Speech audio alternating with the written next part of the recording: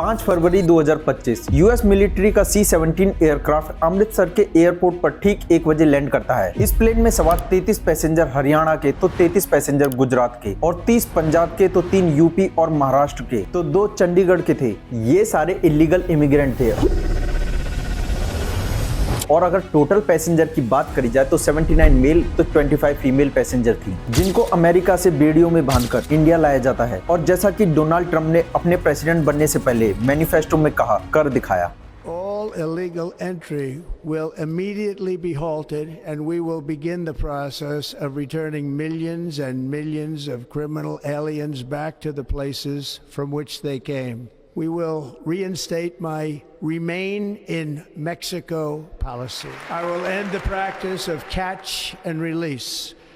Illegal immigrant data 2024 की बात करी जाए तो इंडिया 3rd लार्जेस्ट कंट्री है जो इलीगल इमिग्रेंट्स को पूरी दुनिया भर में भेजता है। अब सवाल ये आता है कि आखिर इन इमिग्रेंट्स को जंजीरों में बांधकर इंडिया लाना सही था? जिस देश को भारत के प्रधानमंत्री एक अच्छा दोस्त समझते हैं, क्या उसका भारत के नागरिकों के साथ ये एक्शन लेना सही था? आइए जानते हैं इन सारे सवालों के जवाब अपनी इस नई वीडियो में।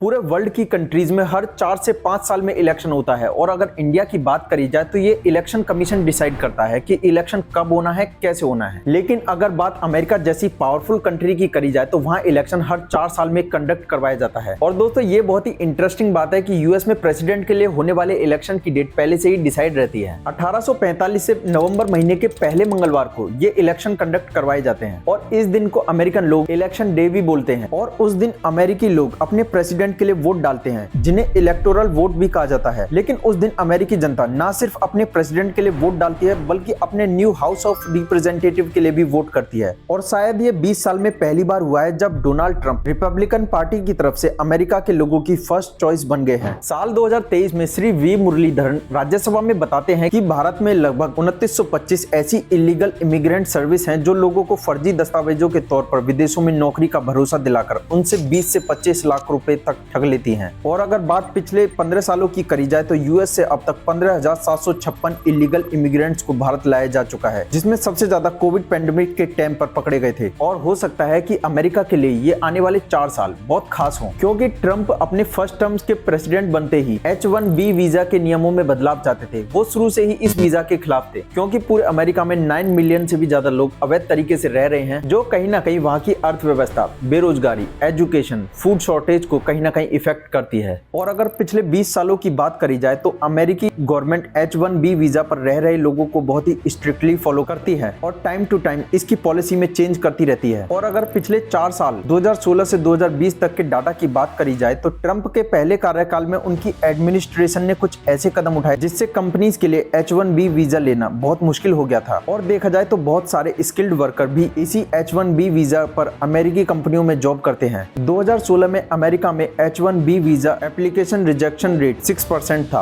और 2018 में ये 24% तक चला गया था। लेकिन इन सब में ये बहुत ही हैरत वाली बात है कि आखिर इंडिया से लोग विदेशों में जॉब के लिए जाते ही क्यों हैं? और अभी तक इस वीजा रिजेक्शन पॉलिसी और इलीगल इमिग्रेंट्स को भारत में आने के बाद भी गवर्नमेंट क्यों उन्हें भारत में रहने की परमिशन प्रोवाइड करती है? तो इसका कहीं ना कहीं कनेक्शन वोट बैंक पॉलिटिक्स से है।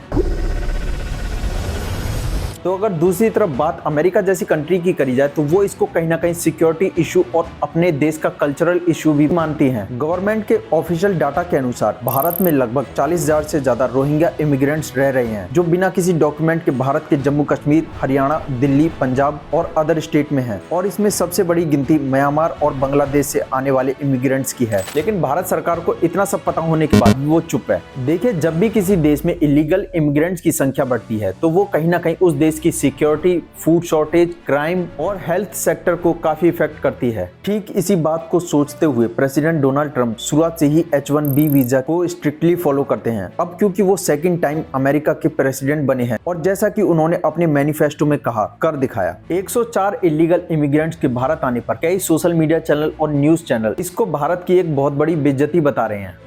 Military plane carrying well over 100 illegal Indian immigrants into the United States has now land Punjab's Amritsar, the furthest destination of the Trump administration's military transport flights for the illegal immigrants.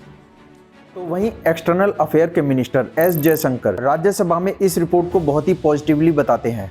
More than any other relationship, mobility and migration has had a key role to play in enhancing its quality. The House would also share the view of the government that it is in our collective interest to encourage legal mobility and discourage illegal movement.